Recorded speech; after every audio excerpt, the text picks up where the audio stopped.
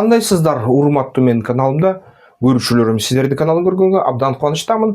Дагы бир көрүүчүм айтты эле мага, ушу сен Индия менен Пакистанда эмне болуп атат, ошол жаңылыктар тез айтып жүр, айтып берчи деп. Экинчи дагы бир ушу көрүүчүм айтты эле, бизде ушундай маалымат керек дейт да, ошо мамлекеттер кандай күчү бар, аларды салыштырыш керек. Дагы бир нече комментаторлор ошо менин каналыма жазышты. Ушул Индия менен Пакистан дейт, эмнеге согушуп жатышат дейт. Бул деген Израилдин Газасын маселесинен алаксытуу эмеспи деп жазып. Мындан мурун ушу баарына белгилүү раматылык аалым, бир четинен ушу кандайдыр журналист, аябай мындай мыкты адис, геосаясатты түшүнгөн адам Гейдар Жамал ушуну айтты эле. Ушу көрөсүңөр дейт, ушу жакында арада бир 5-10 жылдын ичинде каза болгонго чейин айтып жаткан Индия менен Пакистандын ортосунда согуш болот, анткени ошол согуш дарыдалып жатат дейт. Бул деген Cold Star деген долбоор дейт, батыш өлкөлөрдүн. Алардын негизги маселеси бул деген Америка Коңшу Штаттары Кытай тез өсүп атат, ошол Кытайга каршылаш болуу дейт да. Анан Кытайдын өсүп жаткан күчүнө ошо бөгөт коюу жана Кытай менен Европа ортосундагы соода алкасына ушундай жаракат кетирүү дейт, же болбосо жолун жабуу дейт да. Бул бир четинен да, экинчи четинен эгерде ошол жакшылап изилдесек, маалыматтарды карасак, бүгүнкү күнү дал ошол азыр концентрация болуп атат Пакистан менен Индиянын чек арасында. Космостон да бул нерселер көрүнүп атат. Космостон бири-бирине прожекторлорду таккаганда бүт чек ара ошо күндүзгүдөй көрүнүп жатат да. Анан ошо ар кандай атышуулар болуп атат. Мисалы үчүн ошо Индиянын территориясында ошо Кашмир мамлекетинин таанылбаган жана талаш мамлекетинин жергесинде ошо пакистандык атайын күчтөр Индиянын бир блокпостун жокко чыгарышты 2 күн мурда. Анан аткылашып жок кылышты да. Анан ушул бийик тоолордо да, чөлдөрдө да, токойлордо да бири-бирине чоң ушундай куралдарды каратып, кезде атып отурушат азыр.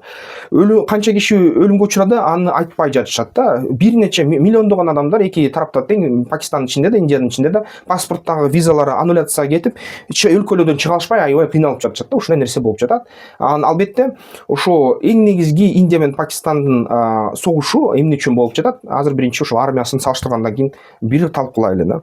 Ошо 25-жыл боюнча Индия менен Пакистандын ортосундагы ошол аскердик күчтөрдү карасак, ошол атайын Military Power, World Military Power деген ушундай сайт бар, аякта ошо бүт маалыматтар берилет. Негизи эгерде карасак, адам күчтөрү менен ушу жеке курам боюнча Индия биринчиликте, самолеттор боюнча Индия биринчиликте, кемелер боюнча Индия биринчиликте дагы эле, ошол ресурстар боюнча Индия биринчиликте, акчасы боюнча Индия биринчиликте, логистика боюнча биринчиликте. Анан негизи ошо эгерде карасак, кайсы жактан Пакистан алдыда, географиялык абал боюнча Пакистан алдыда, аны тоолор коргойт. Тоолордо билесиңер, Индия мисалы үчүн ар бир тоо коктону же чепти алыш үчүн ошо Индияга бир топ күч керек болуп калат да. Анткени мисалы үчүн атака кылганда ар бир ошо атака кылып аткан тарап, ошо жортул чабуул биринчи баштаган тарап ар бир ошо чепти алыш үчүн бир адамга каршы 5 адамды жоготот да. Ошондой нерсе бар согуш илиминде.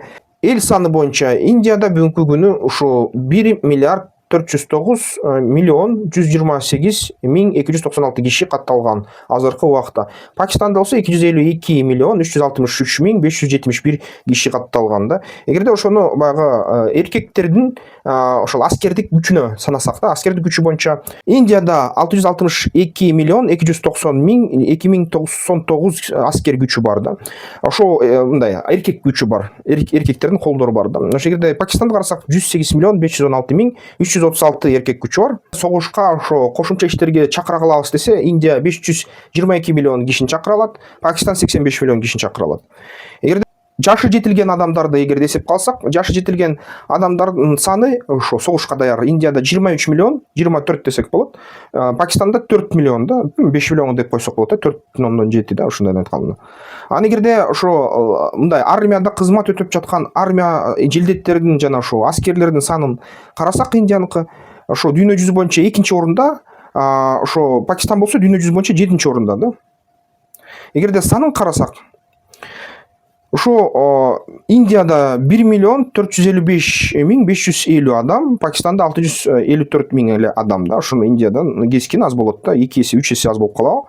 Анан эгерде ошо резервисттерди санасак, Индияда 1 миллион адам резервте, Пакистанда жарым миллиондон көбүрөөк да.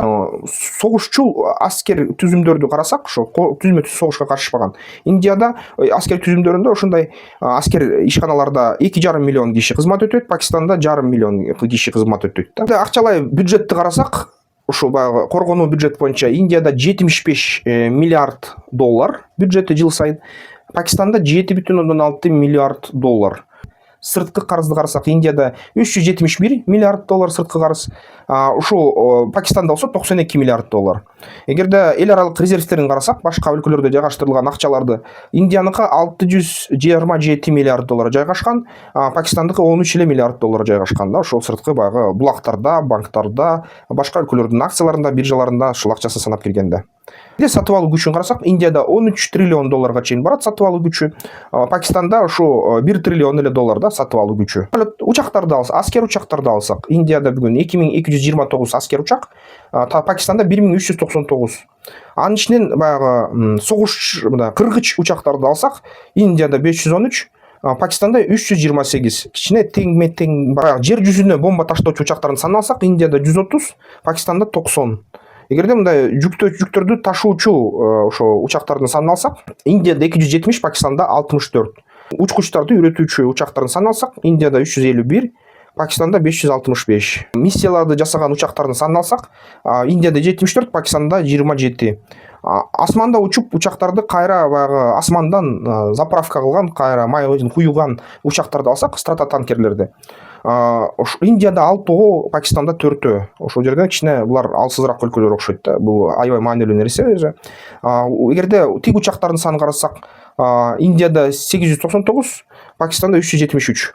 Анын ичинде жерге жортуул кылуучу тиг учактардын санын карасак, Индияда 80, Пакистанда 57. Анан эгерде баягы танктарга өтсөк, танктардын санын карасак, ушул Пакистанда 2627 танк, Индияда 4201. Индияда так ушундай эле ошо сот, эгерде унаалардын санын карасак, 148594, Пакистанда 17516. Эгерде ушу өзүн өзү ташуучу же болбосо кандайдыр бир ушу унаага бекитилген замбиректерди, алыска аттуучу замбиректерди алсак, Индияда замбиректердин саны 100, Пакистан көбүрөөк. Пакистанда 662. Тоолуу аймак болгондуктан Пакистанга бул гана нерсе ушу артыкчылык кылат. Ошон үчүн алар ага көп акча коротушту. Ошо минометтордун санын алсак, миналар менен атуучу замбиректер, майда замбиректердин саны Индияда 3975, Пакистанда 2629. Эгерде ошол атайын ракеталардан сактоочу ушундай системаларды алсак, Индияда 264, Пакистанда 600. Кемелердин санын алсак, Индияда 293 кеме, Пакистанда 123 эле кеме. Ошо эгерде учак ташуучу, жүк ташуучу кемелерди алсак, учак ташуучу мындай авианосец деп коебу орусчасы, же болбосо aircraft carrier деп. Индияда 2 бар, Пакистанда 0. Негизи ошо вертолет ташыган же тиг учак ташыган ошо кемелерди алсак, Индияда 0, Пакистанда 0. Бул болсо бул эки өлкөгө абдан керектүү нерсе болчу, бирок бул аябай сейрек кездешүүчү ушундай кеме экен да дүйнө жүзүндө. Анан суу астында мындай сүзүүчү кемелерди алсак, Индияда 18, ошо Пакистан 8ди жасаганга үлгүрүптүр.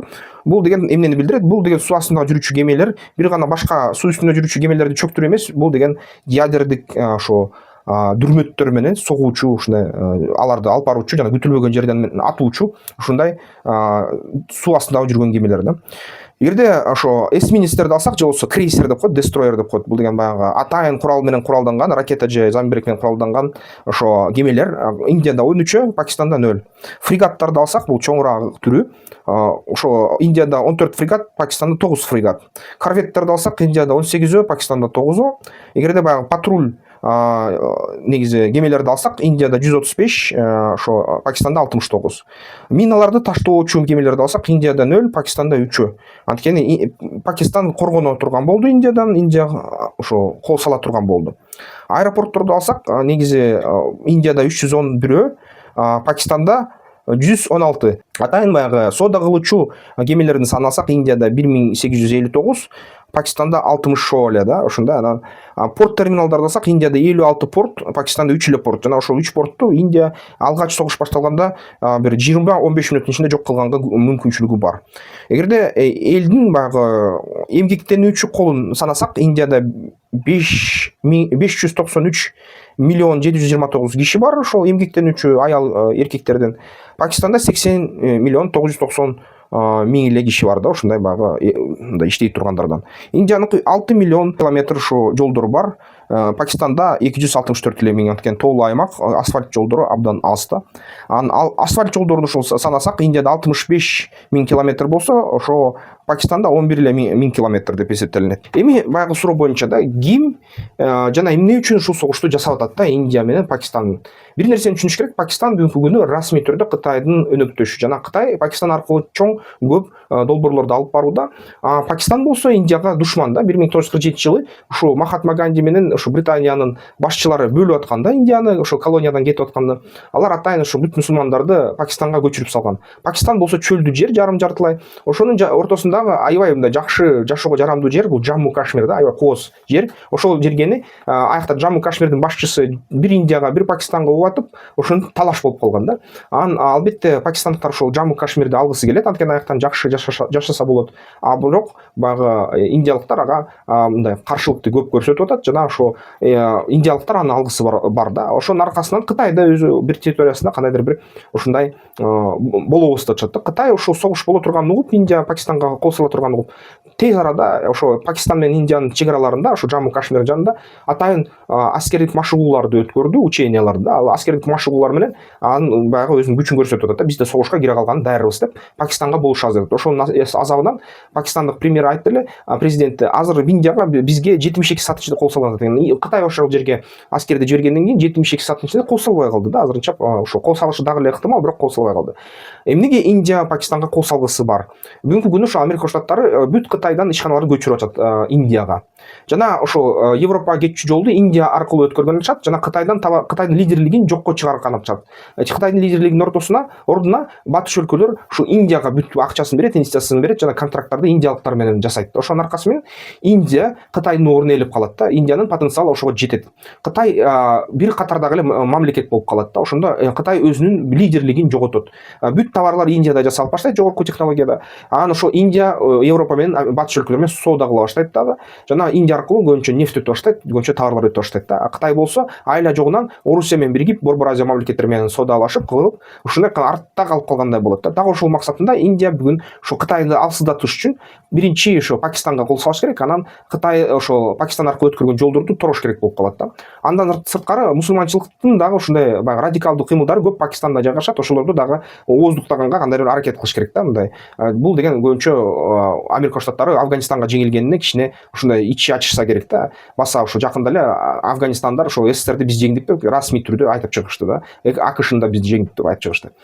Анан албетте ошо максаттарды жабуу менен, Индияны күчтөтүү менен Индияны ошо Кытайга каршы чыгарып, жана ошо мусулманчылык дүйнөсүнө каршы чыгартып, анткени Индияда бул аябай альтернативдүү башка динди, индуист диндин ушундай эң чоң мындай дүйнө жүзүндө жааматы деп айтсак болот. Ошону күчөтүп, анан ушул жерден бүт геосаясий күчтөрдү тең салмактуулукка келтиребиз деген ой да ошо батыш өлкөлөрдө.